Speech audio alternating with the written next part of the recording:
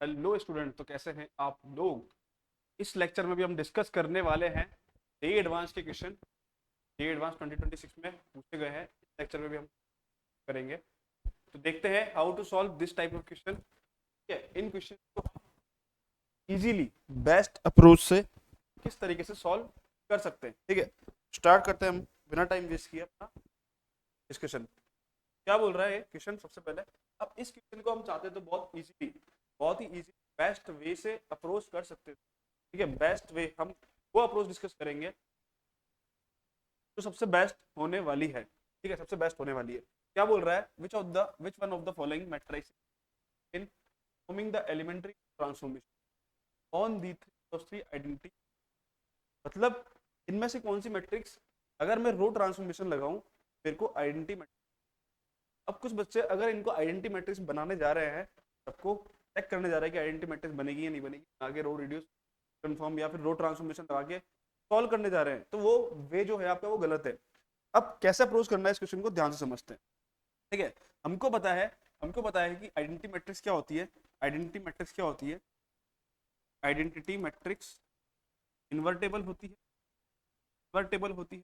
ठीक है, identity matrix हमारी इन्वर्टेबल होती है क्योंकि रैंक, आगे अगर हम थोड़े कॉन्सेप्ट और देखें तो रैंक वगैरह हमारी 3 होती है। ठीक है, मतलब ऑर्डर ऑफ मैट्रिक्स के बराबर है, यहाँ पे ऑर्डर ऑफ मैट्रिक्स 3 है, तो रैंक के बारे में सोच सकते हैं। अदरवाइज इसको डायरेक्टली भी अपन देख सकते हैं। आइडेंटिटी मैट्रिक्स हमेशा क्या होती है, इन्वर्टेबल मैट्रिक्स होती है, इतना हमको पता है। और इन्वर्टेबल मैट्रिक्स का डिटर्मिनेंट क्या होता है, हमेशा नॉन जीरो होता है। ठीक है, नॉन जीरो होता है। हमको चेक बना के चेक नहीं करना कि कौन सी आइडेंटिटी मैट्रिक्स, हमको सिर्फ इतना बताना है कि इन चारों में से कौन सी ऐसी मैट्रिक्स है का डिटर्मिनेंट नॉन जीरो है। ऑब्वियस सी बात है, वो सारी मैट्रिक्स जिनका डिटर्मिनेंट नॉन जीरो है, जो इन्वर्टेबल मैट्रिक्स है, वो सारी रो ट्रांसफॉर्मेशन से आइडेंटिटी मैट्रिक्स बन सकती है। ठीक है, इजीली बन सकती है। तो मैं ये चेक करूंगा कि डिटर्मिनेंट किसका जीरो नॉन जीरो है। ठीक है, अब मेरे को ये पता है कि तीनों रो क्या है, सेम है। रो ट्रांसफॉर्मेशन लगाऊं तो इसका डिटर्मिनेंट साफ साफ दिखाई दे रहा है, जीरो है। सॉल्व करने की जरूरत ही नहीं है क्योंकि ये सारे वेक्टर जो है, ये दोनों वेक्टर है, इसके ऊपर लीनियरली डिपेंडेंट है। ठीक है, डिपेंडेंट वेक्टर्स है, तो इसकी फॉर्म में अगर मैं डिटर्मिनेंट निकालूं तो ये डायरेक्ट दिख रहा है, जीरो हो जाएगा क्योंकि मैंने पढ़ रखा है। अब मैंने इसका डिटर्मिनेंट अगर मैं निकालने जाता हूँ, इसका डिटर्मिनेंट अगर मैं सॉल्व करने जाता हूँ, मैट्रिक्स मेरी क्या है, 1 1 1, और क्या हो जाएगा, 1 1 1 3 4। आगे अगर फर्दर देखता हूँ तो मैं 1 2 1 का अगर मैं डिटर्मिनेंट सॉल्व करने जाऊँ तो क्या आएगा, 1 3 -8 -1 2 -4 +1 4 -3 4 माइनस, तो अगर मैं फर्दर सिंप्लीफाई करता हूँ तो 5 माइनस माइनस +2। ठीक है, +1, ये जो आ रहा है हमारा नॉट इक्वल टू जीरो आ रहा है, -2 आ रहा है। तो यहाँ से ये वाली मैट्रिक्स मेरी जो होने वाली है वो रो ट्रांसफॉर्मेशन की हेल्प से इन्वर्टेबल मैट्रिक्स में कन्वर्ट होने वाली है। अगर आप ये कॉन्सेप्ट स्ट्रांग है तो आपको ये दोनों ऑप्शन चेक करने की जरूरत नहीं है। आप सिर्फ इसको भी चेक करोगे तो यहीं पे आपका आंसर मिल चुका है, क्योंकि ये वाला साफ साफ दिखाई दे रहा है कि इसका क्या आएगा, जीरो आएगा। आप चेक करेंगे तो इसका भी डिटरमिनेंट जीरो आ रहा है और इसका भी डिटरमिनेंट जीरो आ रहा है। ये जो वे थी हमारी बेस्ट अप्रोच करने की। ठीक है, नेक्स्ट क्वेश्चन देखते हैं अपन। नेक्स्ट क्वेश्चन क्या बोल रहा है, the value of definite integral. कि डेफिनेट इंटीग्रल की अगर मेरे को वैल्यू फाइंड करनी है, इंटीग्रल की वैल्यू फाइंड करनी है, तो इस इंटीग्रल को हम सॉल्व कैसे करेंगे, आ जाओ सब देखते हैं। ठीक है, तो इंटीग्रल क्या है मेरा, इंटीग्रल है इंटीग्रेशन जी से लेकर टू 1/3 x + 3 dx। ठीक है, ये मेरा इंटीग्रेशन है।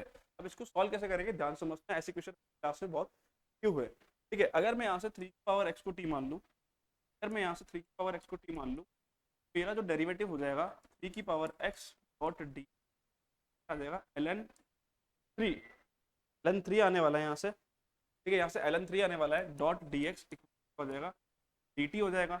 यहाँ से dx की जो वैल्यू आएगी वो क्या आएगी, dt/e⁻x t। और मेरे को पता है क्योंकि मेरे पास इंटीग्रेशन में सिर्फ dx दिया हुआ है और यहाँ से ये ठीक है, पावर x dx नहीं दिया हुआ, लेके जाऊंगा। अब 3x तो है ही नहीं यहाँ पे। ठीक है, अगर मैं सॉरी 3x को अगर मैं इस फंक्शन में पुट करता हूँ तो x भी वेरिएबल हो जाएगा, जबकि इंटीग्रेशन में t फॉर्म में कर रहा हूँ, तो मैं 3x की वैल्यू पुट करने वाला हूँ यहाँ से। 3x क्या हो जाएगा, क्योंकि t इसको आना था, तो t ln 3 होने वाला है यहाँ। आई होप सबको समझ में आ रहा होगा। अब मैं इजीली अगर इसकी वैल्यू पुट करता हूँ और लिमिट को साथ में लेके चलता हूँ, क्योंकि मैंने देखा यहाँ पर लिमिट, लोअर लिमिट क्या है, 0, x = 0 1 x इक्वल टू 2 पर t मेरे को मिल रहा है 9, लिमिट इस तरह वाली है। और अगर मैं वैल्यू पुट करने जाता हूँ x 1/3 को मैंने प्लस 3 वाला ही है, ठीक है। और dx की वैल्यू आई है हमारी dt अपॉन और ln3 को मैं बाहर ले लेता हूँ, ठीक है, बाहर ले लेता हूँ, तो मेरा फाइनल एक्सप्रेशन क्या बनने वाला है, ऐसा कुछ। अब मैं इसको इजीली इंटीग्रेशन कर सकता हूँ इसका, और जो कि मैं जानता हूँ इंटीग्रेशन करना, तो मैं क्या करूंगा इसके इंटीग्रेशन पहले मैं लिख लेता हूँ 1/ln3 इंटीग्रेशन लेकर 9 dt अपॉन टी टी मेरा जो इंटीग्रेशन बनने वाला। तो अगर मैं फर्दर सिंप्लीफाई करता हूँ तो फैक्टराइज करते हैं, फैक्टराइज अगर मैं करें बात कर रहा हूँ, तो अगर मैं फैक्टराइज फॉर्म में लेके आता हूँ क्या बनता है final a upon T partial fraction upon, इसको फर्दर सिंप्लीफाई करते हैं इक्वल है, ठीक है। तो क्रॉस मल्टीप्लाई अगर मैं करता हूँ डायरेक्ट में लिख रहा हूँ, क्या बनने वाला है a t plus T plus B 1 बनने वाला है, ठीक है। एक बार t को मैं रखता हूँ 0, a इक्वल टू आ जाएगा मेरा 1/3, एक बार t को रखता हूँ अगर t, तो b इक्वल टू आ जाएगा मेरा माइनस, ठीक है।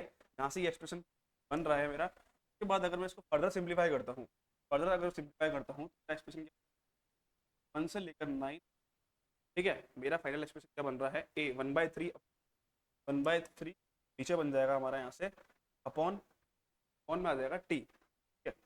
ये आने वाला है माइनस b/3, b मेरा ये वाला है। बाहर क्या चल रहा है, बाहर है हमारा 1/ln, के बाहर 1/ln3 चल रहा है, तो बाय की बार ले लिया मैं एक्सप्रेशन अगर मैं करता हूँ ln t प्लस लिमिट है हमारी, ठीक है। तो 1/3 यहाँ से बन जाएगा हमारा ln t plus T, limit चल रही है 1 से लेकर तक। और अगर मैं यहाँ पे लिमिट पुट करता हूँ, और अगर यहाँ पे मैं लिमिट पुट करता हूँ 1/3 ln3, क्या बनने वाला है ln9 upon ln9 plus 12 minus ln1/4, ठीक है। ये बनने वाला है मेरा फाइनल एक्सप्रेशन। तो यहाँ से भी वापस से प्रॉपर्टी लग जाएगी ln की, ln m minus ln m upon n हो जाता है 1/3 ln3, में क्या आएगा ln9/12 क्या हो जाएगा, क्योंकि रेसिप्रोकल में जाएगा 4/1 होने वाला, तो इससे कैंसिल आउट कर,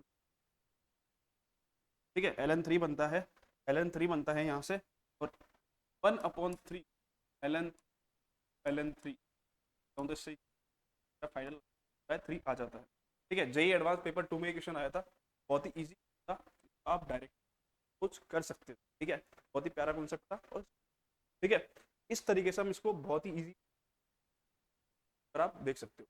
तो नेक्स्ट क्वेश्चन क्या पूछा है अपन से, थोड़ा सा अच्छा क्वेश्चन है, डिफरेंशियल इक्वेशन के ऊपर क्वेश्चन पूछा गया है।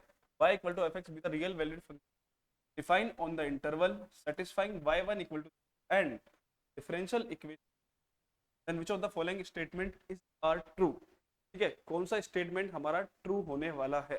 डिफरेंशियल इक्वेशन में को क्या दिया पहले क्या करके देखिए, x dy by dx, x dy by dx equal to y, अगर मैं इसको फर्दर सिंप्लीफाई करता हूँ y बाय dx की वैल्यू जो आने वाली है y upon x minus square आने वाली है, तो अगर मैं इधर लेके आता हूँ y by dx y by x equal to क्या हो जाएगा मेरा माइनस एक्स स्क्वायर। तो मैं क्लियरली देख पा रहा हूँ कि जो पैटर्न बन रहा है मेरा क्या बन रहा है, लीनियर डिफरेंशियल बन रहा है, ठीक है, ठीक है। मैं इंटीग्रेटिंग फैक्टर निकालना पड़ेगा अपन को, अगर बात करूँ मैं इंटीग्रेटिंग फैक्टर की बात करूँ तो इज टू माइन पी और डी एक्स, पी क्या है 1/x डॉट डी एक्स करता हूँ is to minus x 1/x मेरा इंटीग्रेटिंग फैक्टर आ जाता है, बाय एक्स का इंटीग्रेटिंग फैक्टर आने वाला है। तो मैं फर्दर फाइनल सॉल्यूशन निकालता हूँ, तो y dot 1/x equal to integration, integration मेरा क्या बन रहा है integrating factor X square D X, बहुत ही ईजी था, ठीक है, क्यू एक्स मल्टीप्लाई आउट करते हैं तो minus X Y upon X equal क्या आ जाएगा, minus square by 2 plus C. ठीक है, ये होने वाला है मेरा। अब मेरे को कंडीशन कुछ दी हुई है, इनिशियल कंडीशन दी हुई है। क्या दी हुई है कंडीशन, y1 इक्वल टू 0 है। ठीक है, y1 इक्वल टू एक बार y equal to 2 plus C X, Y one equal to 0 है। y1 इक्वल टू अगर मेरा 0 है तो मैं इनिशियल कंडीशन यहाँ पे पुट कर दूँ। अब मैं जो फाइनल फंक्शन बनाया इसको एक बार ऊपर लिख लेता हूँ, y equal to minus X cube by 2 minus by 2 X. ठीक है, ये मेरा फाइनल फंक्शन होता था इनिशियल। y1 इक्वल टू 0 है, y1 है तो जहाँ जहाँ x वहाँ कर दूंगा, जहाँ जहाँ y वहाँ पर 0। ठीक है, 0 इक्वल टू क्या हो जाएगा, माइनस 1/2 सी। यहाँ से सी की वैल्यू 1/2 निकल। ठीक है, अब मैं सी की वैल्यू पुट, मेरा फाइनल जो फंक्शन वाला है के लिए क्या बनने वाला है, x/2 इस बनने वाला है। ठीक है, अब क्या दिया हुआ है, अब पूछा है the function f has local max minimum at. ऐसे क्वेश्चन क्लासेस में पता नहीं कितने की है, ब्रिलियंट लेवल में, मतलब इससे भी अच्छे अच्छे अपन ने अटेम्प्ट कर रखे हैं। The function f has local minimum at x equal to -1। Local minimum निकाल के देखते हैं इसका क्या आएगा, कहाँ पर आ रहा है। ठीक है, तो इसका फर्स्ट डेरिवेटिव करते हैं, ये एफ एक्स हो गया, एफ एक्स क्या हो गया, minus x by 2 plus by 2। अगर मैं डेरिवेटिव करता हूँ, डेरिवेटिव करता हूँ तो मैं फर्स्ट डेरिवेटिव मेरा क्या आने वाला है, यहाँ से डेरिवेटिव क्या आने वाला है, -3x² बाई 2 प्लस बाई 2। यही होने वाला है मेरा। अगर मैं लेता हूँ यहाँ से 2, यहाँ से क्या हो जाएगा 1 माइनस एक्स स्क्वायर। ठीक है, 3x² हो जाएगा, आ रहा है सब कुछ। यहाँ से अगर मैं इसको फैक्टराइज फॉर्म में लेके आता हूँ तो 1 minus x 1 plus X by 2 होने वाला है। ठीक है, यहाँ से ये होने वाला है। अब बात आती है सर इसको सिंप्लीफाई कैसे करें। अब मेरे को पता है फर्स्ट डेरिवेटिव से ही मैं लोकल मैक्सिमम मिनिमम निकाल दूंगा। ठीक है, तो मेरे को इसको अगर स्टैंडर्ड फॉर्म में फैक्टराइज करके ले आता हूँ तो एक और स्टेप आ जाएगा, माइनस बाहर लेता हूँ, √3 -√3x और √3x1 लिख सकता हूँ ऑन 2। ठीक है, तो मेरा जो एक्सप्रेशन बना है वो क्या बना है, x -1/√3 रहा है, x प्लस 1/√3, यहाँ से √3 बन के बाहर आया और माइनस बाहर है ऑन 2। ठीक है, इसको इस तरीके से लिख सकते हैं अपन, कोई दिक्कत नहीं है, लिख सकते हैं। बना रहा हूँ क्वेश्चन। अब मेरे फैक्टर आ गए x -1/√3 और x प्लस 1/√3। ठीक है, तो मेरे क्रिटिकल पॉइंट क्या है, 1/√3 -1/√3। ठीक है, ओवरऑल अगर मैं फर्स्ट डेरिवेटिव की बात करूँ तो यहाँ से नेगेटिव साइन से स्टार्ट होगा कि 1/√3, क्योंकि नेगेटिव साइन है यहाँ पे, प्लस। ठीक है, तो स्लोप की अगर मैं बात करूँ तो यहाँ पर फंक्शन है नेगेटिव है तो डिक्रीजिंग फंक्शन, तो यहाँ से इंक्रीजिंग है। ठीक है, और इस पॉइंट पर 0 हो रहा है। ठीक है, तो यहाँ पर x इक्वल टू -1/√3 पर मिनिमा दे रहा है, 1/√3 पर दे रहा है। ठीक है, तो इसको चेक कर सकते हैं एक बार कहाँ पर इसने मिनिमम बात करी है।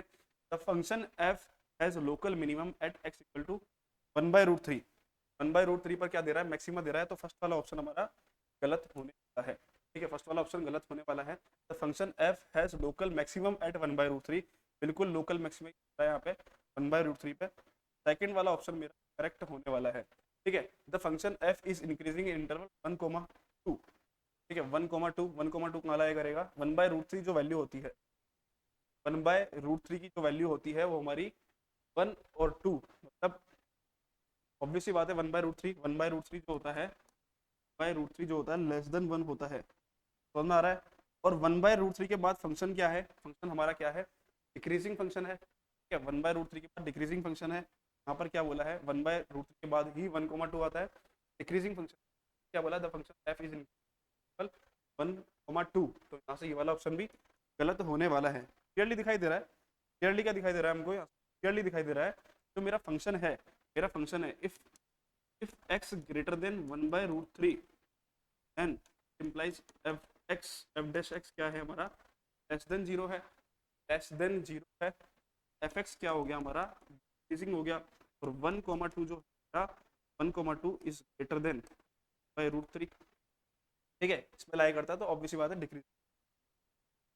फोर्थ क्वेश्चन क्या बोल रहा है, इफ gx इक्वल टू ये, then the number of element in set fx equal to gx is 2। Check कर लेते हैं एक बार, gx क्या दिया हुआ है 4x cube minus 5x square plus 3/2x।